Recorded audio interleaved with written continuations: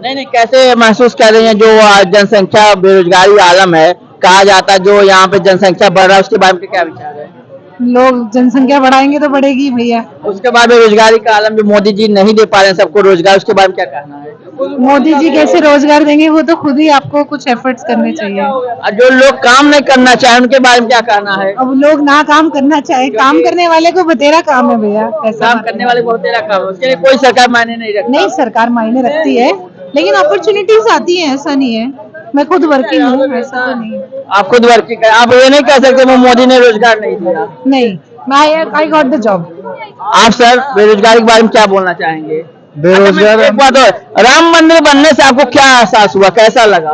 अच्छा लगा, being pride, being a Hindu, तो आई एम हैप्पी। बट मुझे लगता है कि इतना खर्चा ना भी करे तो भी मंदिर तो मंदिर है। अगर मंदिर खर्चा नहीं होगा तो रोजगार कहाँ से मिलेगा लोगों को? हाँ, तो वो रोटेशन ऑफ लिक्विडिटी है। कैसे बनाया जाएगा यूनिवर्सिटी, कैसे हॉस्पिटल खोला जाएगा अयोध्या के नाम से? मंदिर भी बना रहे, वो मंदिर भी बना रहे, दवाखाने भी बना रहे, सब बना रहे। खर्चा होना चाहिए। देखिए अभी आने वाले 6 महीने में 100 ट्रेन चलाई जाने वाली, वहाँ पे 45 5 स्टार रेस्टोरेंट वेटिंग में परमिशन के लिए। कुछ लंका वगैरह कुछ नहीं है ऐसा। ये जो बोलने वाले हैं वो रोएंगे ही, रोने वाले रोते ही रहेंगे। आप कितना भी अच्छा काम कर लो, उनको अपने लोगों को फ्री का खाने की आदत गिरी हुई है। बिजली फ्री चाहिए, पानी फ्री चाहिए, एजुकेशन फ्री, ये सब फ्री वाले हैं। देना फ्री किसी के बाप के जिम्मे फ्री दे रहा है, कोई फ्री नहीं दे रहा। अरे क्यों बोल रहे हैं? मुझे सुबह खाने जाना है तो फिर काहे बोल रहे हैं? बोल रहे हैं, बोल रहे हैं। आप बोलिए सर। नहीं, बिल्कुल मोदी जी देश को सही राह पे लेके जा रहे हैं। पूरी दुनिया, पूरी भारत की पब्लिक उनके साथ है। अभी 350 प्लस 101% जाएंगे वो, क्योंकि उनको मालूम है कि वो क्या कर रहे हैं। विरोधियों के पास कोई स्ट्रांग लीडर नहीं है, कुछ नहीं है, उनके पास विजन नहीं है। बस उनके पास एक ही विजन है, मोदी को रोकना है, बीजेपी को हराना है, बाकी कुछ नहीं है। क्या करने वाले कुछ मालूम नहीं है। 1992 से अयोध्या जो राम मंदिर नहीं मिला, केवल मोदी का आने के बाद राम मंदिर का निर्माण हुआ, ये सबसे बड़ी जीत मानी जा रही है। सर सिर्फ राम मंदिर ही नहीं है, 370 है। आप देख लो। G20 के बारे में क्या ख्याल है? सर G20 आज तक इतना सक्सेसफुल किसी के पीरियड में नहीं हुआ है। जो भी है पूरी दुनिया को मालूम है, देश को मालूम है। ये कोई भी कुछ भी बोल ले, अभी देख लो मेरे हिसाब से तो 400 प्लस भी आ जाए तो कोई बड़ी बात नहीं है, और 101% आएंगे। क्या बोलते हैं उनको, इसके बारे में देखिए भाई साहब, देश में एक लहर आई हुई है, सबको आशा पल्लवित हुई है। हम मानते हैं इंदिरा जी से भी ऐसी आशा पल्लवित हुई थी, जो आज मोदी जी से हर कोई मोदी जी से अपेक्षा कर रही है। आज उत्तराखंड का हम देखेंगे, टनल में लोग फंसे वाले थे, वो निकाले गए।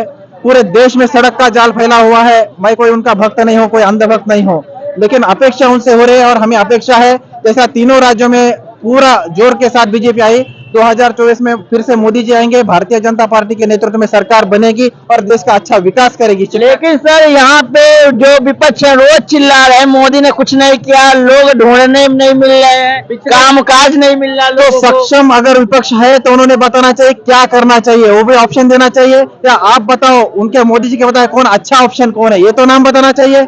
उनके जो विपक्ष का जो गठबंधन बना है, उनका नेता तक तय नहीं हो रहा है, नेता तक तय नहीं हो रहा है कि कौन किया जाए गठबंधन का नेता। विपक्ष में जो केजरीवाल जी और भी चलो राम मंदिर पे आवाज का तो कोई देश में नाम ही नहीं है। देश के लेवल की बात चल रही है, कोई दिल्ली की लेवल की बात नहीं चल रही है, बराबर है।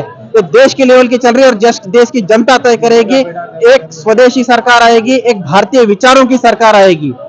राजा, जो रोजगार को देखा जा रहा है, जो उसमें आपका क्या विचार है? क्या रोजगार ऐसे ही है या लोग करना नहीं चाहते काम? देखिए साहब, हर चीज में रोजगार हो रहा है। अगर डेवलपमेंट हो रहा है, रोड के सड़कों के काम हो रहे, डिजिटल इंडिया आ रहा है, भीम ऐप आ रहा है, उसमें हर एक को रोजगार मिल रहा है। जब आपने देखा होगा कि पिछले अटल बिहारी वाली सरकार में जब प्रमोद महाजन ने मोबाइल लॉन्च किया, आज कितने मोबाइल के रोजगार है। उसी बदौलत हम वीडियो बना रहे हैं। साइबर के आज बहुत सारे ऑप्शन निकले वाले हैं, स्किल इंडिया का ऑप्शन है, बहुत सारे रोजगार के ऑप्शन है। लेकिन लोग जाना नहीं चाहते, मेहनत करना नहीं चाहते, उसको क्या बोलेंगे? 15 लाख वसूल हो गए, उल्टा हमारे ऊपर 15 लाख हो गए। कैसे सर, कुछ बताएंगे इसके बारे में? कोरोना का वैक्सीन हो गया। हाँ। अगर कांग्रेस के टाइम में होता तो उसमें अरबों रुपए का घोटाला हो जाता, घोटाला, करोड़ों लोग मारे जाते। उन्होंने हर एक को मोटिवेट किया है, हर दिवाली सैनिकों के साथ डाली है। उसके बाद में साइंटिस्ट को मोटिवेट किया है, मन की बात से बच्चों से बात की है। वर्ल्ड कप हारने के बाद टीम को जाके मिले, इसके पहले कौन सा पीएम मिला है किसी को बताइए? विपक्ष कहता है G20 मोदी जी लॉन्च करने के बाद से उनका बहुत ज्यादा देश का मतलब चूना लगा है, बहुत ज्यादा घोटाला, क्या सही बात है? बोलने वाले कुछ प्रूफ दो ना। G20 होना बहुत जरूरी था देश के अंदर। 101% लोगों को मालूम हुआ ना, पूरा इंडिया में हर बड़े बड़े मेजर सिटी में देश उसकी में नहीं, पूरे विश्व में डंका बजा है कि G20 भारत में हो सकता है। पहले G20 में गए तो भारत के पंतप्रधान को कोई नमस्कार तक नहीं करता था, कोई पूछता नहीं था, लेकिन भारत ने इनका जो आगमन किया है, G20 का जो आयोजन किया है, बहुत अच्छा किया है। और भारत की जनता छोड़ो, विश्व की जनता ने उसको स्वीकार किया है, नमस्कार किया है। मोदी जी विश्व नेता के ना इससे आगे आ रहे हैं। उनके एक फोन कॉल पे रशिया यूक्रेन का युद्ध रुका था, इंडियन तो इंडियन, पाकिस्तानी भी इंडियन फ्लैग लेके वहां से निकल रहे थे। इससे आगे क्या चाहिए आपको? सर, आतंकवादी को रोकने वाला मोदी, इसके बारे में क्या विचार है? 101% सक्सेसफुल है वो। नोटबंदी जो हुआ उसका मेन कारण है कि 2000 नोटों से कश्मीर और पाकिस्तान में जो भी चलन का दुष्परिणाम होता था, फंडिंग होता था, एक एक करके मारा है, एक एक बिल में छुपे वाले मारे। जो सरकार के मेहमान बन के आते थे कांग्रेस सरकार में, उनको निकाल निकाल के मारा है, ठोका है। अच्छा सर, पाकिस्तान में जो भुखमरी है उसके बारे में मोदी जी कुछ दान करना चाहिए? नहीं, भूखा मर देना चाहिए हरामखोरों को, भूखा मरना चाहिए वो। क्यों दान का अधिकार नहीं बनता पाकिस्तान को सर? उनको कोई दान नहीं देना चाहिए, कोई 1 रुपया नहीं देना चाहिए। कुछ कहता है जैसे मोदी जी आए पाकिस्तान को नंगा कर दिया। बिल्कुल 101% जो वो पाकिस्तान जो भीख मांग रहा है वो डिमोनिटाइजेशन की वजह से, अदरवाइज वहां से पूरा डुप्लीकेट नोट वहीं से तो चल रहा था। 370 का कलम का जो हुआ है ना, वो इतिहास में हो रहा है। और अभी 30A जो होगा कि भारत में सभी धर्मों का शिक्षण देना चाहिए, तो भारतीय शिक्षा पद्धति डेवलप होगी, भारतीय पद्धति से शिक्षण होगा। ये बहुत बड़ा कदम है।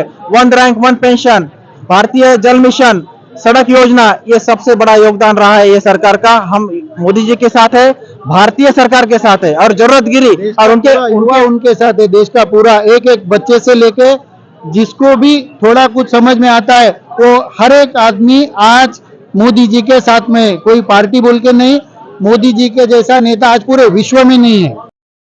भारत के अंदर जो बेरोजगारी बढ़ रहा है, इसके आप कैसे देख रहे हैं, किस बारे में देख रहे हैं? देखें, भारत में बढ़ती हुई बेरोजगारी को लेकर के देखें, यूथ जो है वो हमारा भटक रहा है। अब उसके भटकने के पीछे बहुत से रीजन है, बहुत सी प्रॉब्लम्स हैं। आई थिंक अगर उनका सोल्यूशन मिले तो शायद हमारा जो यूथ आज दूसरे काम में लगा हुआ है, अगर उसको उसकी पढ़ाई की जगह उसके पढ़ने के रिजल्ट में उसको उसके जवाब में उसको नौकरी मिले और उसको सही प्लेटफॉर्म मिले, उसको सही अर्निंग के जो है मौके मिले, तो आई थिंक मुझे लगता है कि हमारा यूथ जो भागेगा नहीं इधर उधर, जो आज दूसरी राहों पर हमारा यूथ जा रहा है। तो ये सब के सब जो है सवालिया निशान है हमारी गवर्नमेंट के ऊपर। उनको इस चीज को लेकर के बहुत ज्यादा कंसिडरेबल होना चाहिए और हमारे इस बढ़ती हुई बेरोजगारी और दीगर इश्यूज को लेकर के थोड़ा सा रिस्पॉन्सिबल होना चाहिए। और मैं तो ये कहूंगा कि आगे बढ़कर के इस चीज की जिम्मेदारी भी लेनी चाहिए हमारी गवर्नमेंट को कि आज हमारा यूथ और ये बढ़ती हुई बेरोजगारी के क्या हालात हैं। देखें, आज भी आप देखें गैस सिलेंडर का आप मौजू अगर उठा लें तो किस कदर कहाँ वो एक सिलेंडर 600-700 रुपए में आया करता था और आज का रेट जो है वो 1000 रुपए पार कर चुका है। दूध जो कि 40 रुपए लीटर, 50 रुपए लीटर जो बिका करता था मार्केट के अंदर, आज उसकी कीमत जो 70 रुपए चल रही है, 60 रुपए चल रही है। तो ये तमाम के तमाम सवालात हैं जो हमारे इस मुल्क में रहने वाले गरीब लोग हैं, जो मिडिल क्लास के लोग हैं, उन सबके लिए बहुत ज्यादा परेशानियों का सबब है, जिसकी वजह से आज हमारा जो समाज है वो बहुत ज्यादा परेशानी से दोबर है। आप देखें जगह जगह रोडों को पर देखें, साइडों पर देखें, डिवाइडों पर लोग अपनी जो है रातें गुजार रहे हैं इस ठंडी के आलम में। कल मैं एक मार्केट में था लक्ष्मी नगर की, तो वहां पे कुछ लोग आए, वो कहने लगे कि क्या मैं आपकी दुकान के बाहर सो सकता हूं। तो ये तमाम के तमाम सवालिया निशानात हैं जिनके ऊपर हमारी गवर्नमेंट को देखना चाहिए। हर नागरिक, इस भारत में रहने वाला, इस मुल्क के अंदर रहने वाला, हमारी इस इंडियन जमीन के अंदर के ऊपर रहने वाला एक एक नागरिक जो है उसकी जिम्मेदारी बनती है सरकार की कि वो इन सबको जो है सुरक्षा प्रोवाइड करे और इनके लिए जो है मौके मैसर करे और इनको जो है प्लेटफॉर्म दे। इनको जो है प्लेटफॉर्म दे किस तरीके से कि हमारा यूथ जो बिगड़ रहा है इनको सही प्लेटफॉर्म दिया जाए, इनकी जिंदगी को कामयाब किया जाए और इनके मसाइलों को हल निकाला जाए। और अगर इन तमाम चीजों की जिम्मेदारी अगर हमारी गवर्नमेंट नहीं लेती है तो आई थिंक मुझे ऐसा लगता है कि हमारी मोदी सरकार के पिछले 10 सालों का फेलियर भी बन सकता है और ये बहुत बड़ा रीजन है हमारे यूथ के वीरान होने का। जैसे मैं पूछ सकता हूँ, क्या भारत जो हमारी सरकार है मोदी जी, जो लोग हल्ला करते हैं हमें डबल सैलरी चाहिए, क्या सरकारी सैलरी बढ़ाना चाहिए? नहीं, ये तो देखिए अभी तो हम इस प्लेटफॉर्म से बहुत दूर है हमारा। सरकारी जब सैलरी बढ़ रहा है तो महंगाई बढ़ेगा सर। नहीं, सरकारी सैलरी का जो प्लेटफॉर्म है इससे तो हम टच ही हैं, हमारा तो इससे कोई कनेक्शन है भी कहा है ही। जाता है मोदी जी सब लोग डिमांड कर रहे हैं सरकारी बढ़ाया जाए। जो प्लेटफॉर्म पे लगे हुए लोग हैं आप उनसे ज्यादा बात कर सकते हैं। आपने बेरोजगारी को लेकर के मुझसे सवाल बेरोजगारी का मुद्दा सर सबसे ज्यादा हमारे देश में जो जनसंख्या बढ़ रही है, जो बाहर से आगे लगे बसे हुए, उनके बारे में क्या कहना है? जैसे रोहिंग्या बांग्लादेश आगे बसे हुए हैं। Thank you.